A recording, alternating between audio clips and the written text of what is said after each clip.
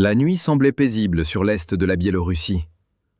Un ciel d'hiver figé dans son silence, des lumières tremblotantes sur une base militaire oubliée du grand public, mais pas des satellites qui scrutent chaque recoin de cette zone depuis des semaines. Ce lieu, Kryvyi 6, est bien plus qu'un simple aérodrome soviétique. C'est le cœur d'un déploiement que Moscou présentait fièrement comme un tournant stratégique.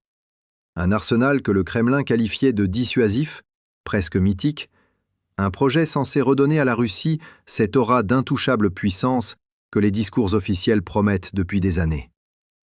Mais cette nuit-là, quelque chose allait se produire. Quelque chose que personne n'avait prévu et qui allait bouleverser l'équilibre de toute une région. L'histoire commence bien avant les explosions et les flammes. Fin décembre 2025, alors que le monde entier célébrait les fêtes, les analystes de renseignement occidentaux remarquaient une activité inhabituelle dans le nord de la Biélorussie. Des images satellites révélaient des mouvements de convois lourds, escortés par des unités spéciales.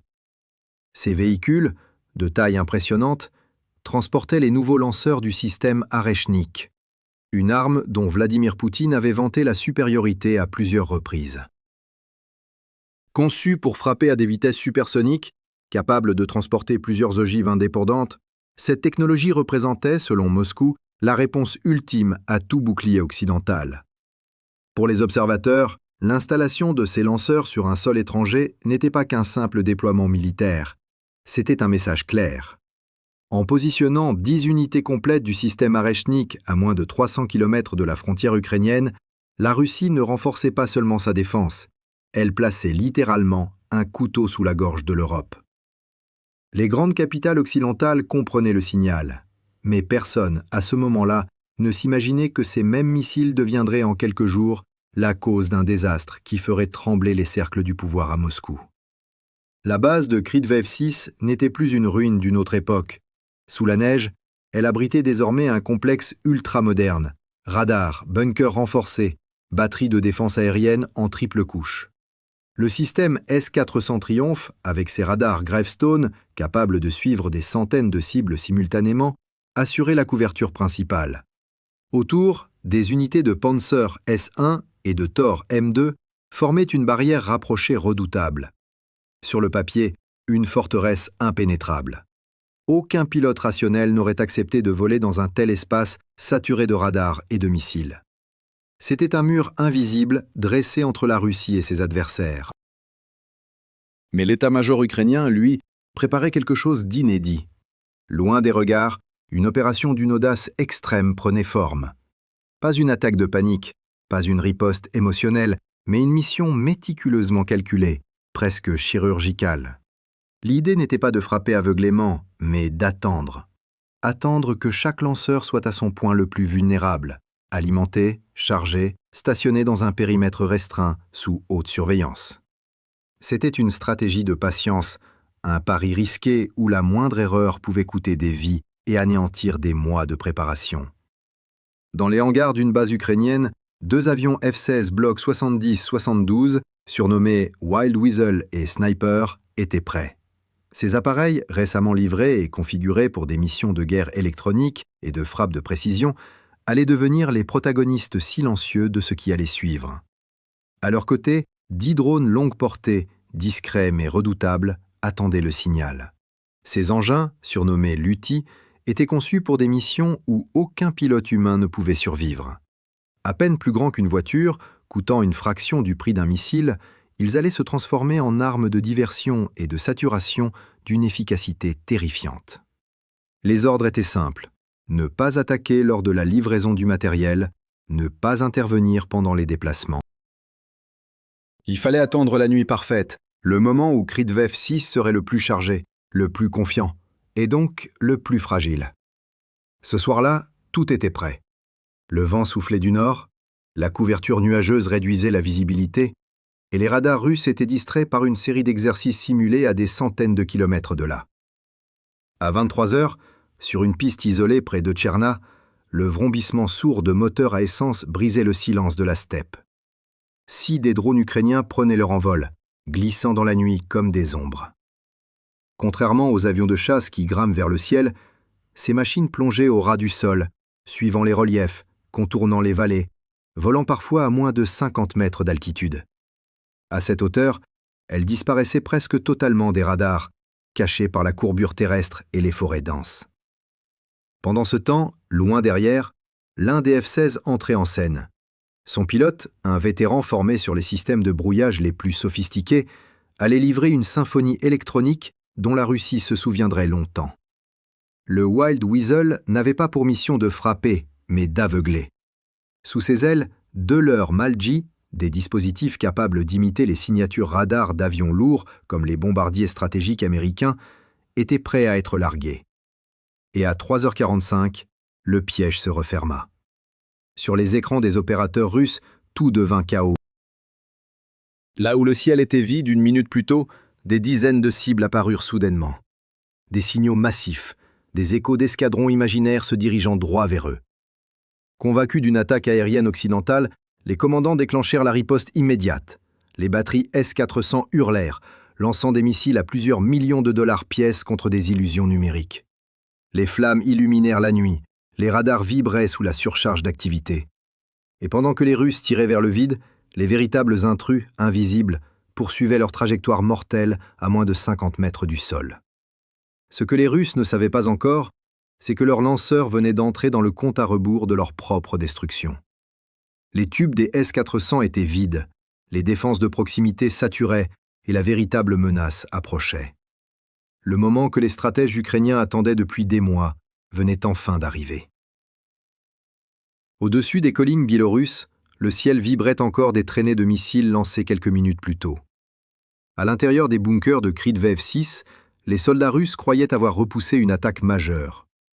Les écrans radars affichaient des cibles disparues, les opérateurs exultaient, convaincus d'avoir neutralisé un escadron complet.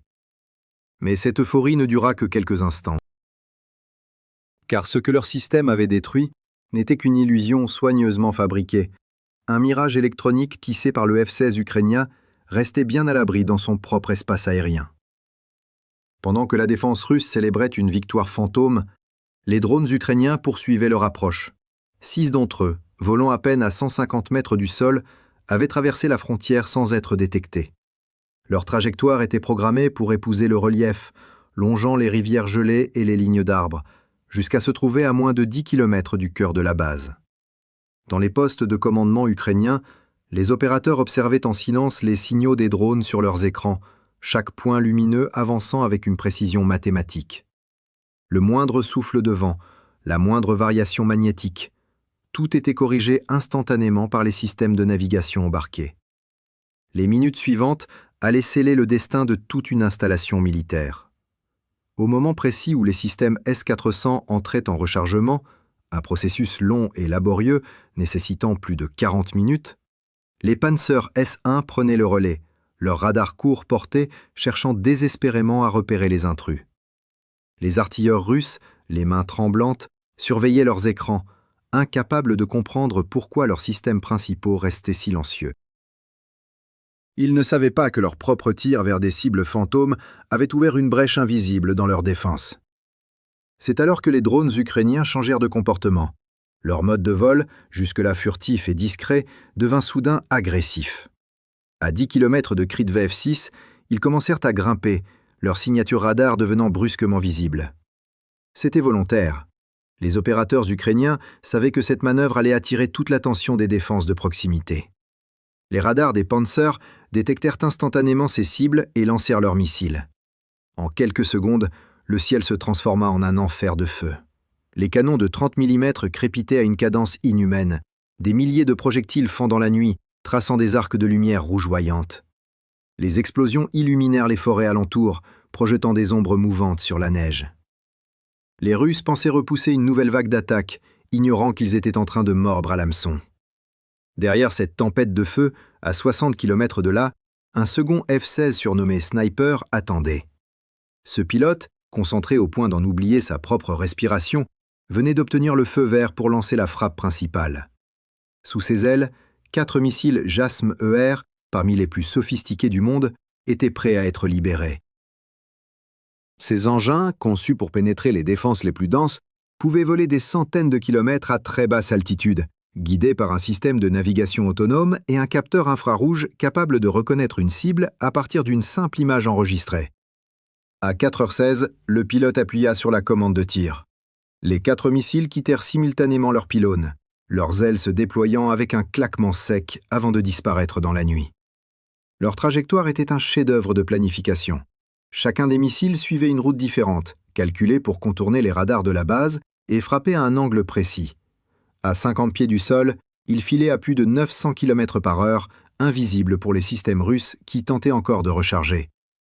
À cet instant, Kryvyi 6 était sans défense. Les Pantsir avaient épuisé leurs munitions sur les drones de diversion. Les S-400 étaient hors service, et les soldats au sol, convaincus d'avoir repoussé une attaque aérienne, tentaient de comprendre pourquoi les communications avec Minsk devenaient soudain instables. Les 4 missiles franchirent les 10 derniers kilomètres en moins d'1 minute. L'un après l'autre, leurs capteurs infrarouges verrouillèrent les images thermiques des bunkers renforcés où étaient entreposés les lanceurs Areshnik. Ces abris massifs, construits pour résister à des frappes conventionnelles, devinrent leur propre piège. Le premier missile perça le toit du bunker principal, sa tête pénétrante traversant 20 pieds de béton avant de détonner au cœur du bâtiment. L'explosion fut si violente qu'elle fit trembler le sol à plusieurs kilomètres de là. Le souffle ouvrit une fissure béante dans la structure, projetant des blocs de ciment de plusieurs tonnes dans les airs. Mais ce n'était que le début, car dans ce bunker, plusieurs lanceurs Areshnik étaient en cours de ravitaillement. Le carburant solide de ces missiles, un mélange hautement réactif à base de poudre d'aluminium et d'oxydant, s'enflamma instantanément. Ce qui n'était au départ qu'une explosion devint une réaction en chaîne incontrôlable. En quelques secondes, une boule de feu d'une intensité aveuglante jaillit du toit éventré, projetant une colonne de flammes visible à des dizaines de kilomètres. La température à l'intérieur dépassa les 3000 degrés, transformant le métal en un liquide incandescent. Les 3 autres missiles arrivèrent presque simultanément, frappant les bunkers restants avec une précision chirurgicale. Chacun d'eux déclencha une déflagration encore plus puissante, alimentée par les réserves de carburant et les ogives prêtes au lancement. Les hangars se transformèrent en fours pressurisés. Les portes blindées furent arrachées de leurs gonds et projetées dans les bois alentours. Les lanceurs encore intacts prirent feu, leur structure se tordant sous la chaleur. Ce qui devait être la vitrine technologique de Moscou n'était plus qu'un champ incandescent. Les techniciens et les soldats, pris au piège, tentaient de fuir à travers les décombres. Les communications internes s'effondraient, les systèmes de sécurité ne répondaient plus, et la confusion régnait. Certains véhicules tentaient de sortir des abris, leurs pneus fondant sous la chaleur. 2 lanceurs réussirent à franchir les portes d'un hangar secondaire, roulant à toute vitesse vers la lisière de la forêt. Mais au même moment, 4 drones ukrainiens de la seconde vague, jusque-là stationnés en altitude, reçurent l'ordre d'intercepter. Leurs opérateurs, depuis un poste de commande à Tchernihiv, verrouillèrent les signaux thermiques des véhicules fuyants. En quelques secondes, les drones piquèrent sur leur cible. Le premier atteignit un lanceur à l'arrière, déclenchant une explosion si puissante qu'elle projeta le camion de 50 tonnes sur le flanc. Le second frappa un réservoir de carburant, provoquant un incendie secondaire qui embrasa la végétation alentour. Les 2 derniers drones terminèrent le travail, détruisant les véhicules de soutien et les camions logistiques restants. En moins de 10 minutes, la base entière n'était plus qu'un amas de feu et de métal fondu. Depuis Kiev, les écrans du centre de commandement ukrainien affichaient des images satellites confirmant l'ampleur de la destruction. Les signaux infrarouges montraient une zone saturée de chaleur, une signature thermique si intense qu'elle était visible depuis la Pologne. Les opérateurs restaient silencieux. Pas de cri de victoire, pas de célébration. Seulement la conscience d'avoir assisté à l'un des coups stratégiques les plus spectaculaires de toute la guerre moderne. Tour Moscou, le choc fut immédiat. Les premières dépêches faisaient état d'un incident technique sur une base biélorusse, avant que les images diffusées par des satellites civils ne révèlent la vérité. La destruction totale de 10 lanceurs Areshnik, le fleuron du programme hypersonique russe. Ces missiles, présentés comme invincibles, avaient été anéantis avant même leur premier tir opérationnel. L'événement secoua les cercles militaires et politiques du Kremlin. Les réseaux d'information d'État restaient silencieux, mais les analystes étrangers parlaient déjà d'une catastrophe stratégique. En une seule nuit, l'Ukraine avait réussi ce que personne n'aurait cru possible, neutraliser un système conçu pour dominer le ciel européen. non pas en opposant la force à la force, mais en exploitant la faille la plus humaine de toutes, la confiance. La confiance aveugle dans la supériorité technologique, dans les chiffres, dans la peur qu'inspirent les armes. Et cette nuit-là, cette illusion s'était consumée dans une flamme visible depuis l'espace. Ou à la partie suivante. Lorsque les premières lueurs de l'aube se levèrent sur la Biélorussie orientale, le paysage autour de Krytvev 6 ressemblait à une vision d'apocalypse. La neige avait disparu, remplacée par une terre noire et luisante. Les arbres alentour, calcinés, formaient un cercle de silhouettes déchiquetées autour de ce qui n'était plus qu'un cratère immense. Les habitants des villages voisins parlaient d'un grondement qui avait duré plusieurs minutes, d'un souffle qui avait brisé les vitres à des dizaines de kilomètres. Pour les services de renseignement occidentaux, les images satellites confirmaient une évidence. La base avait cessé d'exister. Là où se dressait l'une des installations militaires les plus défendues de Biélorussie, il ne restait qu'un gouffre de cendres et d'acier tordu. Les analystes commencèrent aussitôt à décortiquer ce qui venait de se produire. En moins d'une demi-heure, l'Ukraine venait d'éliminer l'arme que Moscou présentait depuis des années comme la pierre angulaire de sa stratégie nucléaire non déclarée. Le système Areshnik, annoncé comme invincible, censé franchir n'importe quel bouclier antimissile, venait de disparaître sans même avoir quitté le sol. Cette perte ne représentait pas seulement un revers militaire, c'était une humiliation politique d'une ampleur inédite. Les images montrant la colonne de feu montant vers le ciel circulèrent immédiatement sur les réseaux sociaux avant d'être reprises par les grandes chaînes internationales. À Moscou, le silence des premières heures fut remplacé par une série de réunions d'urgence au ministère de la Défense. Le président Vladimir Poutine fut informé presque aussitôt, mais la réaction officielle mit du temps à venir. Les médias d'État, d'abord muets, parlèrent d'un incendie accidentel, puis d'un sabotage étranger.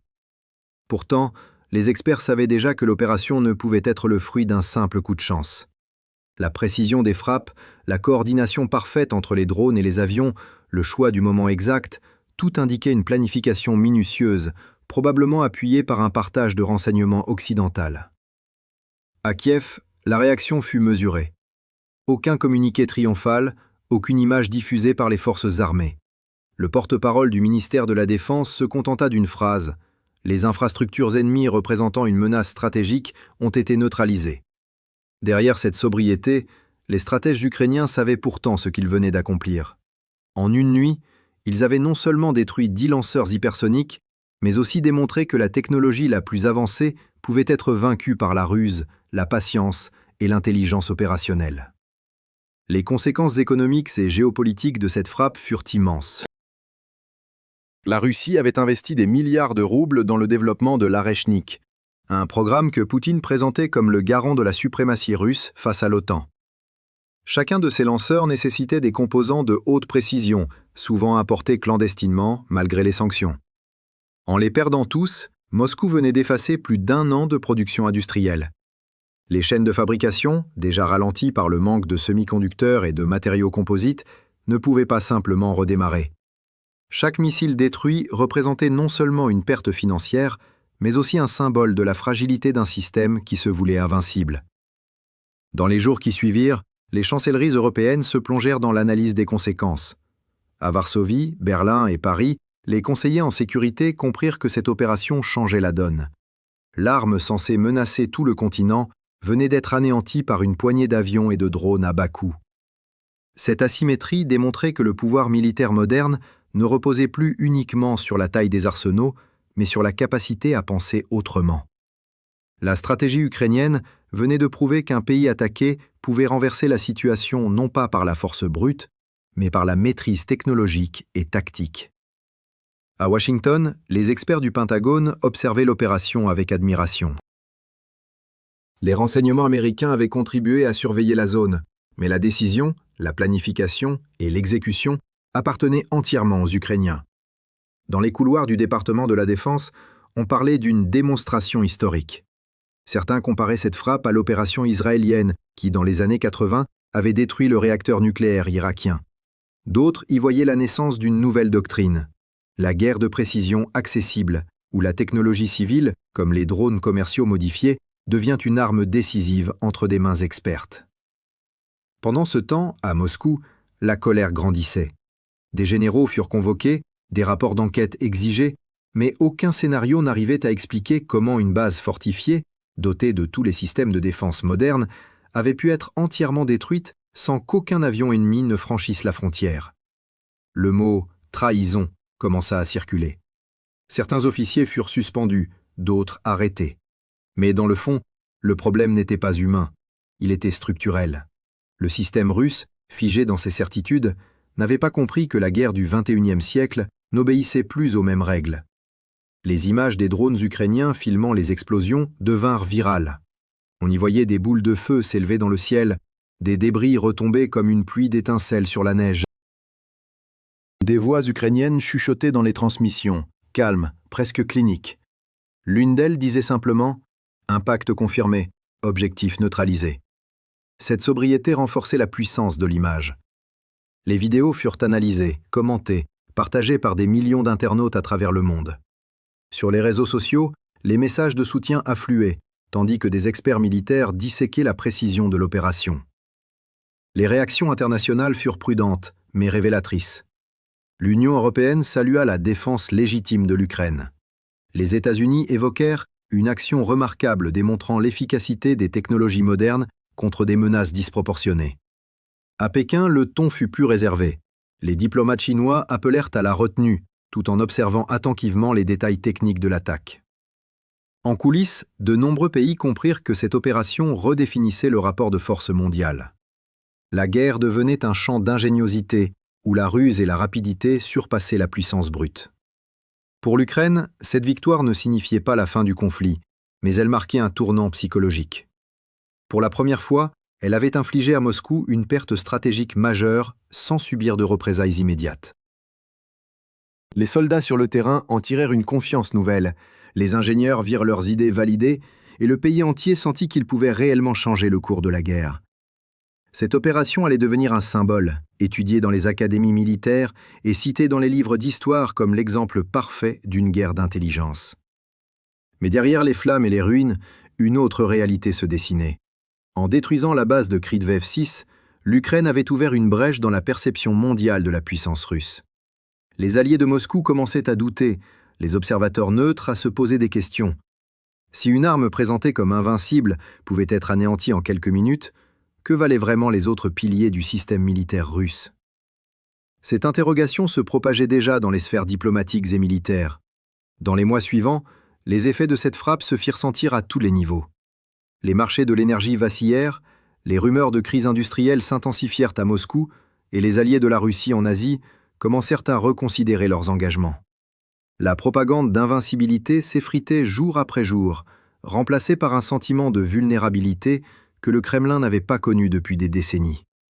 Et pourtant, au-delà des calculs géopolitiques, ce qui marqua le plus les esprits, c'était l'image de ce feu dans la nuit.